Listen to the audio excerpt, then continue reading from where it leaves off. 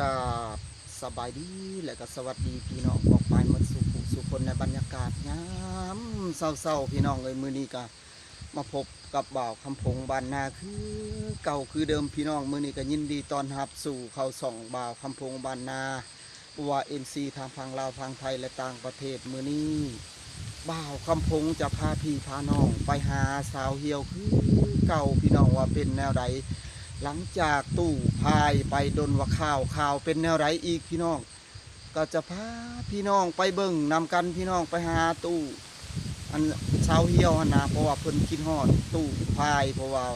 เป็นจังไรตู้พายว่าข่าวว่าเป็นแนวไรทุกคนว่าอยู่จังไรทุกคนนาตอนนี้กับบ่าวคำพงออกมาแก้ควายพี่น้องแก้ควายอยู่ทงให้ทงนาในบรรยากาศยามเศร้ากะสิไปหาสาวเหี่ยวกันพี่น้องหลังจากมือนี่กับพาพลชนละทาก็โอ้ยบรรยากาศพี่น้องคืมผาคืมพลคือเก่าโตแต่เศร้าอีกแล้วพี่น้องเอ้ยจังหน่อยสิพาทุกคนไปนำหาสาวเหี่ยวกันพี่น้องไปเดี๋ยวไหนเนาะล้ออันนั้นเบิ้ง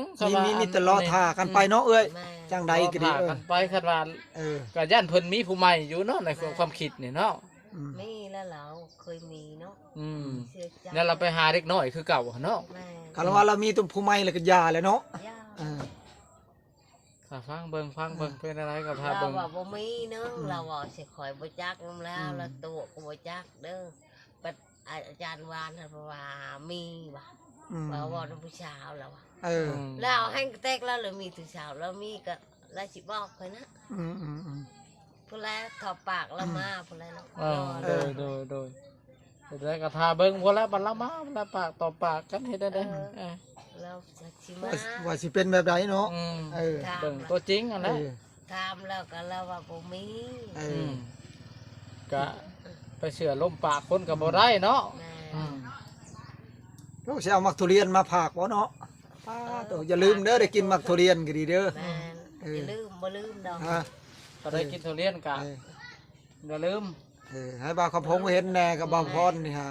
ได้กินนำกันเนาะสำหรับผากเอามาหลายๆบ่แม่นพอใจนะพออยากทายเบิ่งหั่นนะให้ FC เพิ่นเห็นว่าได้กินแท้บ่ได้กินแท้เลยเขาว่าบ่ได้กินทุเรียนกะสิได้กินหยังเด้บาดนี่ได้กินปลาบ่แซ่บเด้อทุเรียนค่อยมักนะกินได้ค่อยมันจะบ่กินบ่พรบ่ได้กินบ่กินเพิ่นก็กินคือกันเอาจมูกบ่ได้กินทุเรียนนะถ้าโมบ่กินมันทุเรียนเองบ่เดี๋ยวมันว่าก็ดีแล้วถ้าโมบ่กินเฮาก็กินซั่นให้สบายแล้วบ่มีผู้ญาติ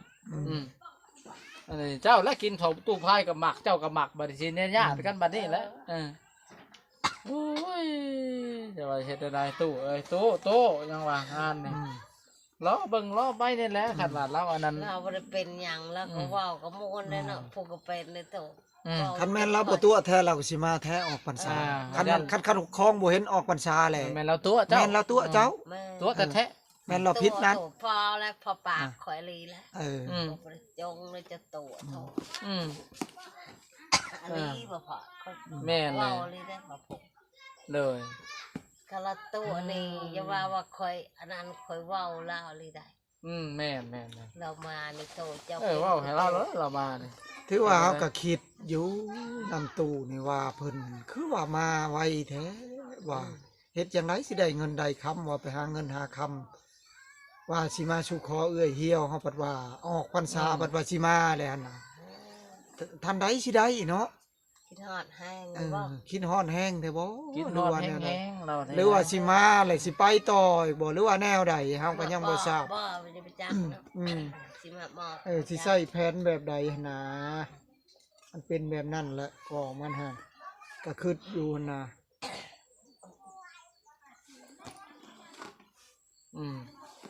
บ้านนี่ชั่วโมงละใหญ่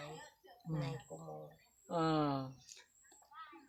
จังว่าตู้พายมาเห็นซาโมเดี๋ยวว่าสิแวะถึงซาโมซามุตะนี่มันหลานเราก็แวะดูให้นานี่บ่ได้เฮ็ดจักปีแล้วนานี่ชอบปี3ปีแล้วนะไอ้นานี่ได้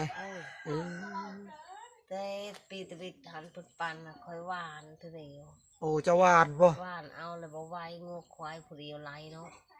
ควายหมูเป็ดไก่บอกไป ปันโมหายเนาะ โอ้โด แล้ว ย ก็โตปัดผู้เดียวยาเสียปัด โดย ได้ข้าวหาชอบ ได้ข้าว5ซอบบ่หมดอันนี้ ไก่เป็ด บ่ได้ใส่ปุ๋ยใส่หยังแม่นบ่ อ๋อ ว่านปะว่านทิ่มเหลือจากเป็ดจากไก่เนาะ แล้วก็ เออ ยาเลยงูควายเขาออกที่มึง ปล่อยบ่งัวนี่ก็ดีบ่ บ่เลี้ยงอันนี้ ตะกี้หั่นนะ เออแล้วเขาเจ้ามาแต่เลี้ยงแล้วเขามันออกเขาบัดเบิ่งกันนะ เขามาเล่นแล้วเขาปล่อยปะไว้ เออแล้วก็กินหมดเจ้าก็อยู่ เขาไปเล่นอยู่ป่าอยู่ดงพวกมันมา ไล่ตัวนี้เป็ดยังตัวนั้นอีกอ่ะ แสดงว่าตู้พายมานี่ตู้พายสิมาชาวนาในบ้านนี่ได้ ตู่พายมาสาวได้ก็บ่ได้ง่ายแล้วนี่ อ๋อตัวเราว่า โอ้ย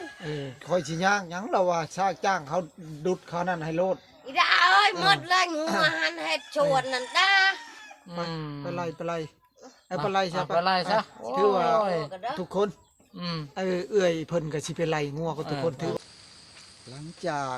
ทุกคน หลังจากไปหาสาวเหี่ยวมาก็ได้ยินเพิ่นเว้าว่าน้อยใจนี่แหละทุกคนเลยเพราะว่าสาวเหี่ยวก็น้อยใจตู้พายไปพุ่นคิดว่าน่าจะมีสาวน้อยในหั่นนะโอ้